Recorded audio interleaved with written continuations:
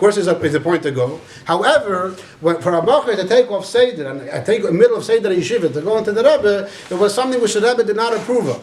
The Rebbe did not allow bachrim to come in randomly to come to 770. And they were all the years there were bachrim that wanted to come, and they pushed as much as possible, and the Rebbe didn't allow them. And then hanholos of yeshivas from Chutz La'aretz, not around Crown Heights, they were always fighting with the bachrim. That the Rebbe would tell the hanholos not to let the bachrim come in, and the bachrim were asking, "You want to come in?" And the Rebbe didn't. There's letters you can see. There's Chaim Kesselman and Miss Nemenov that they were the Rebbe wanted the bachrim to come in with special achonis and at the right time, not randomly to come in.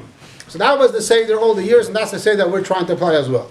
Another nakuda is that many bachrim that do go for the right reasons, and they can't have an aliyah, but they don't. A lot of bachrim are missing michlal certain things that are supposed to be done on Yud Shvat. For example, there's the minute to learn the Basi Lagani Maimer, Tavshin Yud, and here it's the night, and after Ma'ariv, and then B'Shachas, and then Mincha. So bachrim that I spoke to, they went into Crown Heights, but they didn't end up hearing the Basi Lagani because they were too busy running from Fabringen to Fabringen. So the things that are a clear minute that you're supposed to be doing, the Pasha didn't have the opportunity to hear it. Were you supposed to learn a Perek Tani before Shachas and after Mincha? They did learn a Perek because they're too running, they're busy, they're going to the oil, they're going around, back and forth. So it's not that it's, but the thing that the Rebbe clearly says that you're supposed to do, the Bachar ended up not doing. The Mishnais, I think most Bachar end up doing, even in Crown Heights. But even closely, many Bachar that they go there, they end up, there's more of a Yerida and more of a lacking of what is supposed to be than what it is.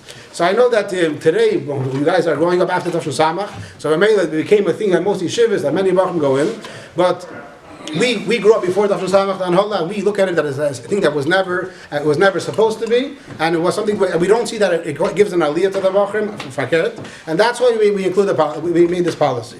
Another nakuda is that what happens is whenever one bachrim comes in, is that all his friends want to go in as well. And even though, yes, I have the right kavanah, but you agree that he doesn't have the right kavanah, and he's going to want to go in for the wrong kavanah, and then he'll do v'chulu v'chulu v'chulu. So what's going to happen then? So if they say you yeah and him not, it's always hard to do that. Therefore, it is a policy. Another thing is that whenever one bachar goes in, so then it becomes a pressure not only on the other bachars, on the other bachar, but on their parents as well. And many parents have told us in the past that we can't afford bringing our kid in for Chanukah, and then again for Yud Shvat, and then again for Pesach. It's a lot. Every ticket, especially for postal, is very expensive. So therefore, put that together. It's hard for them, and parents were complaining to us. So when bachar, what happens is when one bachar goes in, so what happens? His friend calls his parents, "Ma, the whole class is going in besides me." So she feels no pressure, so she has to buy a ticket. So the next kid, I can say, it's not one kid, it's already two kids. So it's not the whole class, it's both yeshivas together. And the third kid says the whole post is going in, the balabatim also. It becomes a big pressure on the parents, and it's very hard for them, for some parents. So therefore, it's another cheshbon. Another very big reason is that the Eibishter created something called winter, and snowstorms, and delays, and ice, and all that. And for some reason, Hashgacha Prat is always Yud Shvat time, these things happen. And in Meshach the years, whenever Bachim did go in, almost, I can't say always, but almost always something happens. Whether it is a delay or there's something there, it can be a crash, things end up happening, and these things always end up being a big headache to the Nahosei Shiva, because even though the Bachim say, I'll take care of it, but if a Bachim is stuck 2 o'clock in the morning in the middle of the highway, middle of nowhere, or he's facing 9 o'clock at night in Chicago without anywhere to go, so he's going to call his parents, and his parents are going to call us, and that's what ends up happening. And Mamela is something which is very hard for the Nahla, we can't deal with it. So that's another cheshbon, another thing that it's another big headache for us that we don't think that it's justifiable.